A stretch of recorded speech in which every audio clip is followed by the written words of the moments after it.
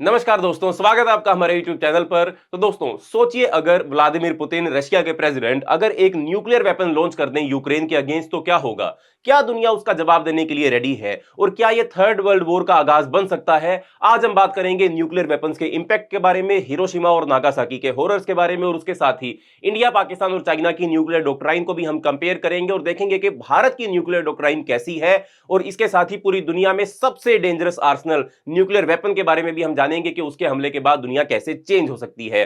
पर उससे पहले चैनल का नाम है दिया ये सब, मेरा नाम है राही मेहता। अभी सब्सक्राइब कर लीजिए चैनल को ताकि आप ऐसी इंटरेस्टिंग वीडियोस देखते रहें। तो दोस्तों अब बात करते हैं सबसे पहले पुतिन की लेटेस्ट न्यूक्लियर डॉक्ट्राइन के बारे में। तो पुतिन ने कुछ दिन पहले एक बात कही थी जो पूरी दुनिया के लिए एक बहुत ही शॉकिंग खबर बन गई थी। उन्होंने कहा था कि अगर अगर रशिया के ऊपर कोई एग्जिस्टेंशियल थ्रेट बनता है तो वो न्यूक्लियर वेपन यूज करेंगे, चाहे वो न्यूक्लियर वेपन टैक्टिकल होगा या स्ट्रेटेजिकल होगा। इसका मतलब क्या है? इसका मतलब पुतिन का न्यूक्लियर डॉक्ट्राइन अब नो फर्स्ट यूज पॉलिसी से हटकर फर्स्ट यूज पॉलिसी की तरफ टिल्ट हो रहा है।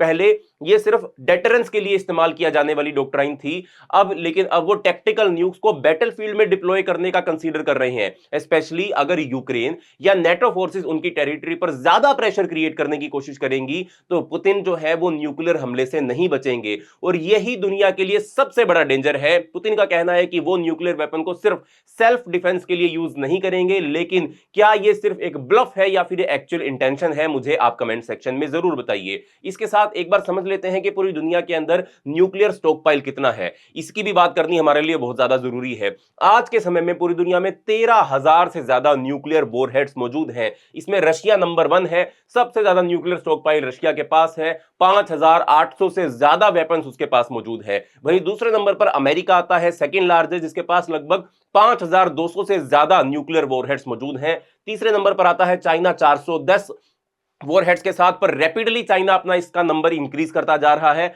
और फिर इंडिया एंड पाकिस्तान आते हैं, जिसके पास लगभग लगभग दोनों के पास 170 न्यूक्लियर वॉरहेड मौजूद हैं। कभी भारत पाकिस्तान से आगे निकल जाता है इस मामले में, कभी पाकिस्तान भारत से आगे निकल जाता है। और उसके बाद है नॉर्थ कोरिया, जिसके पास ऑफिशियली सिर्फ 30 से 40 वॉरहेड है, पर वो उस 30 से 40 वॉरहेड के साथ भी पूरी दुनिया के लिए एक सबसे बड़ा डेंजर बना हुआ है।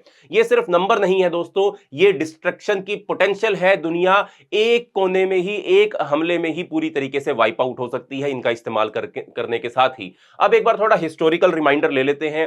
हम हिरोशिमा और नागासाकी के हॉरर्स को नहीं भूल सकते हैं। अगस्त 6 1945 को जब अमेरिका ने हिरोशिमा पर लिटिल बॉय नाम के न्यूक्लियर बम से हमला किया था, सिर्फ कुछ ही सेकंड्स के अंदर 70,000 से ज्यादा लोग उसमें मारे गए थे।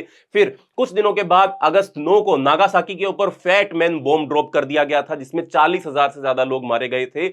यह सिर्फ एक एक्सप्लोजन का इफेक्ट था, पर रेडिएशन की वजह से उसके बाद भी हजारों लोगों की जान गई, कैंसर के चलते और अन्य बीमारियों के चलते। हिरोशिमा और नागासाकी ने दुनिया को एक चीज जरूर सिखाई थी कि न्यूक्लियर वेपन का कोई विनर नहीं होता है, कोई विजेता नहीं होता है, सिर्फ सर्वाइवर होते हैं और उनकी जिंदगी भी बद से बदतर ही होती जाती है।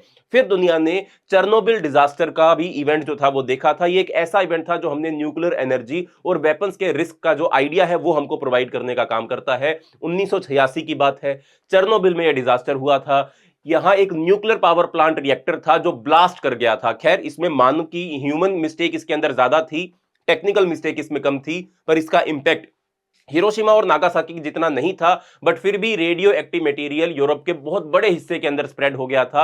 आज भी इवन टुडे चेरनोबिल के आसपास का जो इलाका है वो सारा एक्सक्लूजन जोन में आता है, वहां कोई इंसान नहीं रह सकता है। सो इमेजिन कीजिए, अगर एक फुल स्केल न्यूक्लियर वॉर हो तो दुनिया का क्या हाल हो सकता है। एक छोटे से रिएक्टर के ब्लास्ट करने के बाद भी आज इतने साल बीत चुके हैं, इतने दशक बीत चुके हैं, फिर भी इस इलाके के आसपास कोई भी बस्ती नहीं बच सकती है, इंसान नहीं जा सकते हैं। पर अगर एक हमला हो जाता है तो उसका कितना बड़ा असर पूरी दुनिया के ऊपर हो सकता है। आइए आगे बढ़ते हैं इस वीडियो में और समझते हैं कि टैक्टिकल न्यूक्लियर वेपन क्या होते हैं, जिसकी ज्यादा उम्मीद है कि अगर पुतिन हमला करेंगे भी तो वो स्ट्रेटेजिक वेपन का इस्तेमाल बाद में, पर टैक्टिकल न्यूक्लियर वेपन का इस्तेमाल पहले करेंगे। तो इसका समझना भी हमारे लिए जरूरी है। तो दोस्तों, टैक्टिकल न्यूक्लियर वेपन वो होते हैं जो छोटे रेंज के लिए डिजाइन किए गए होते हैं, यानी कि बैटलफील्ड या एक स्पेसिफिक मिलिट्री टारगेट को डिस्ट्रॉय करने के लिए इनका इस्तेमाल किया जा सकता है। इनका एक्सप्लोसिव पावर किलोटन्स की रेंज का होता है। अनलाइक जो स्ट्रेटेजिक न्यूक्लियर वेपन्स होते हैं उनका जो रेंज है या उनकी जो पावर है वो मेगाटन्स के अंदर होती है।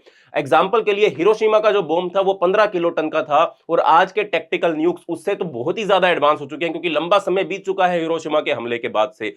टैक्टिकल न्यूक्स जो मिसाइल्स, फाइटर जेट्स या सबमरीन्स के थ्रू भी इनको डिप्लॉय किया जा सकता है, यानी कि इनकी मारक क्षमता जो है वो बहुत ज्यादा हो जाती है, क्योंकि इनको किसी भी तरीके से लॉन्च करना पॉसिबल है। अब सवाल है, टैक्टिकल न्यूक्स का यूज कब और कहां हो सकता है? पुतिन के लिए न्यूक्लियर आर्सेनल में काफी टैक्टिकल न्यूक्स मौजूद हैं जो बैटलफील्ड पर तबाही मचा सकते हैं, और उनका कहना है कि यह एक डिफेंसिव वेपन की तरह काम करेगा। बट हम जानते हैं कि अब वो अपनी न्यूक्लियर पॉलिसी को शिफ्ट करके ऑफेंसिव वेपन की तरह भी इनका इस्तेमाल करने की प्लानिंग कर रहे हैं, बट हम होप करेंगे कि ऐसा ना हो। अब आगे बढ़ते हैं और समझते हैं कि क्या क्या होगा अगर पुतिन ने सच में एक न्यूक्लियर हमला कर ही दिया।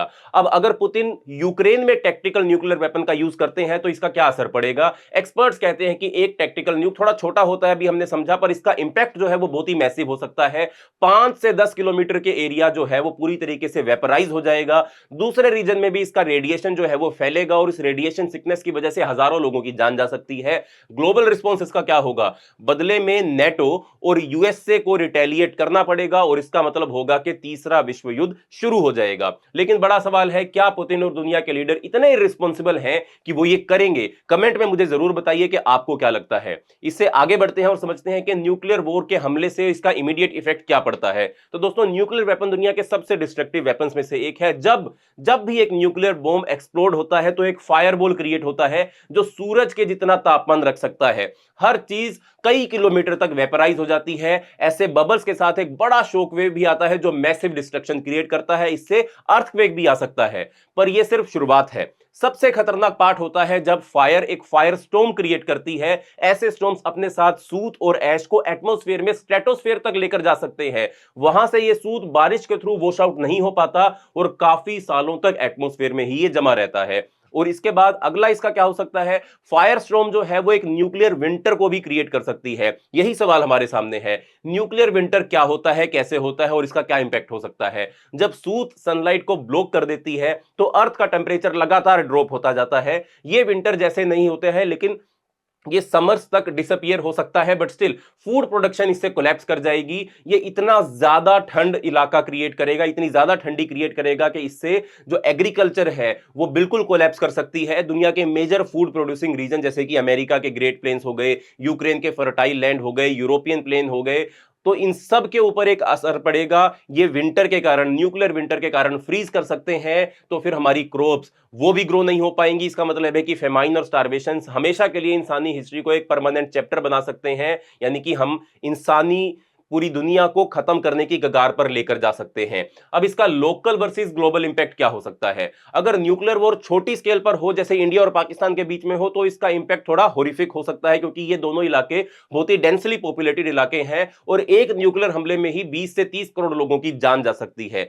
लेकिन अगर लार्ज स्केल न्यूक्लियर वॉर हो जाए, अमेरिका और रशिया के बीच में हो जाए, नेटो और रशिया के बीच में हो जाए, तो दुनिया की 90% जो प्रोडक्शन है वो डिस्ट्रॉय हो सकती है, और एक बहुत बड़ी आबादी 200 से 300 करोड़ तक के लोग भी जो है वो इसमें मारे जा सकते हैं, क्योंकि ये इतना लार्ज स्केल इंपैक्ट उसका होगा। स्टारवेशन से भी लोग मरेंगे, हमले से भी लोग मरेंगे, न्यूक्लियर विंटर से भी लोग मरेंगे, यानी कि हर 5 में से 4 या 3 इंसानों की जान जो है वो खतरे में पड़ सकती है।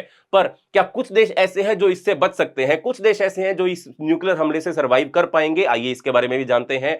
सदर्न हेमिस्फीयर में कुछ कंट्रीज हैं जैसे कि ऑस्ट्रेलिया एंड न्यूजीलैंड, थोड़ा बेटर सर्वाइव वो कर सकती हैं। इनका न्यूक्लियर विंटर रिलेटिवली थोड़ा माइल्ड होगा, और लाइवस्टॉक पर फोकस करने से इनकी पॉपुलेशन के लिए फूड अवेलेबल बना रहेगा। लेकिन एक बात याद रखिएगा, अगर रिसोर्सेज के लिए वॉर स्टार्ट हुई तो ये नेशंस भी सेव नहीं रहेंगे, क्योंकि जिन देशों के अंदर स्टारवेशन की समस्या बढ़ रही होगी वो ऑस्ट्रेलिया और न्यूजीलैंड तक पहुंचकर अपनी जरूरतों को पूरी करने की कोशिश करेंगे। अब अगर हम आगे बढ़े और समझें इंडिया की न्यूक्लियर डॉक्ट्राइन पाकिस्तान और चाइना के कंपैरिजन में कैसी है, इसको भी हमको समझना जरूरी है, क्योंकि आखिरकार हम भारत के निवासी हैं, हमको अपने बारे में भी ज्यादा पता होना चाहिए और अपने नेबरहुड के बारे में भी ज्यादा पता होना चाहिए। तो दोस्तों, भारत की न्यूक्लियर पॉलिसी और उसका कंपैरिजन पाकिस्तान के साथ इस प्रकार है कि Bharat no first use policy को फॉलो करता है, यानी हम कभी पहला न्यूक्लियर वेपन का यूज नहीं करेंगे, सिर्फ रिटेलिएटरी स्ट्राइक करेंगे। अगर कभी हम पर अटैक होता है तो हम बदले में अटैक करेंगे।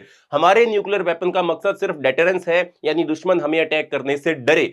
भारत के पास लगभग 170 न्यूक्लियर वेपन वॉरहेड मौजूद है जो स्ट्रेटेजिक और सिक्योर लोकेशंस में रखे गए हैं। वहीं अगर हम पाकिस्तान की न्यूक्लियर डॉक्ट्राइन की बात करें तो पाकिस्तान की न्यूक्लियर पॉलिसी है फर्स्ट यूज, यानी अगर उन्हें लगे कि उनकी सिक्योरिटी या एग्जिस्टेंस खतरे में है तो वो पहले न्यूक्लियर वेपन डिप्लॉय कर सकता है। उन्होंने टैक्टिकल न्यूक्लियर वेपन भी डेवलप किए हुए हैं, स्पेशली बैटलफील्ड सिनेरियोज के लिए, जैसे भारत की कोल्ड स्टार डॉक्ट्राइन को काउंटर किया जा सकता है। पाकिस्तान के पास 170 वॉरहेड मौजूद है लगभग, और इनका इस्तेमाल कमांड और कंट्रोल सिस्टम जो है वो रिलायबल नहीं माना जाता है, क्योंकि हम जानते हैं कि पाकिस्तान एक ऐसी कंट्री है जहां पर पॉलिटिकल स्टेबिलिटी नहीं है। तो ऐसे में पाकिस्तान की न्यूक्लियर डॉक्ट्राइन के ऊपर भरोसा करना पूरी दुनिया के लिए एक बहुत ही गंभीर समस्या हो सकती है। वहीं अगर हम चाइना की बात करें, चाइना ऑफिशियली तो नो फर्स्ट यूज पॉलिसी को फॉलो करता है, लेकिन एक्सपर्ट्स मानते हैं कि उनका फोकस है न्यूक्लियर मॉडर्नाइजेशन पर। चाइना के पास अभी 420 वॉरहेड मौजूद है और उनका आर्सेनल हर साल रैपिडली एक्सपेंड करता जा रहा है।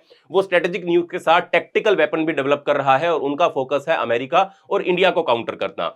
अब इंडिया इनमें से कैसे अलग हो जाता है, क्यों इंडिया के न्यूक्लियर डॉक्ट्राइन पाकिस्तान और चाइना या अन्य कंट्रियों से अलग है? तो दोस्तों, भारत एक न्यूक्लियर देश है, पर एक रिस्पॉन्सिबल पावर की पॉलिसी भारत के पास मौजूद है। हमारे पास एडवांस मिसाइल भी है जैसे अग्नि 5, और सबमरीन बेस्ड न्यूक्लियर मिसाइल भी हमारे पास मौजूद है जो हमें सेकेंड स्ट्राइक कैपेबिलिटी प्रोवाइड करते हैं। इसका मतलब क्या हुआ? इसका मतलब है कि अगर भारत के ऊपर कोई न्यूक्लियर अटैक होता है तो हम रिटेलिएट कर सकते हैं, और इवन अगर बहुत ही मेजर अटैक भारत के ऊपर हो जाए तब भी हमारे पास ऐसे वेपन मौजूद है जिनका इस्तेमाल करके हम जवाबी हमला कर पाएंगे। लेकिन हमारे वेपन सिर्फ डेटरेंस के लिए ही हैं, किसी भी ऑफेंसिव स्ट्रेटजी के लिए नहीं है। पाकिस्तान और चाइना के कंपैरिजन में भारत की पॉलिसी ज्यादा स्टेबल और पीसफुल है, लेकिन हमें चाइना के इंक्रीजिंग आर्सेनल और पाकिस्तान के रेकलेस बिहेवियर के अगेंस्ट हमेशा अलर्ट रहना होगा। तो दोस्तों, आखिर में आगे बढ़ते हैं कि क्या सॉल्यूशंस हो सकते हैं और हम क्या कर सकते हैं। यही सवाल उठता है, हम न्यूक्लियर वॉर से कैसे बच सकते हैं? सबसे पहले दुनिया के मेजर न्यूक्लियर वेपन जितने भी पावर्स हैं, न्यूक्लियर पावर्स, उनको अपने आर्सेनल को कम करने की जरूरत है।